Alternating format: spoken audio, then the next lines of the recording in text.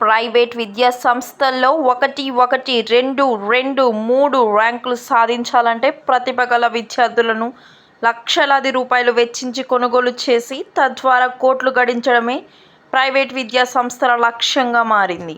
దీంతో విద్య వ్యాపారంగా మారింది. శ్రీ సత్యసాయి జిల్లా కదిరి పట్టణానికి చెందిన ఒక 10వ తరగతి విద్యార్థికి నారాయణ విద్యా సంస్థ ₹1,00,00,000 ఆఫర్ లభించింది. కానీ విద్యార్థి తండ్రి ₹1,50,00,000 ఇస్తే కానీ నారాయణ విద్యా సంస్థలో తన కుమారుడిని చేర్పించడం జరగదని తేల్చి చెప్పినట్లు సమాచారం.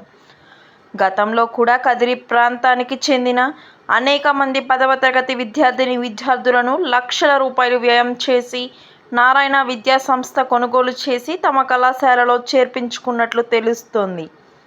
ఏటా సుమారు 10 నుండి 15 మంది ఒక కదిరి ప్రాంతం నుండే ప్రతిభ గల విద్యార్థులను నారాయణ విద్యా సంస్థలు కొనుగోలు చేయడం జరుగుతోంది.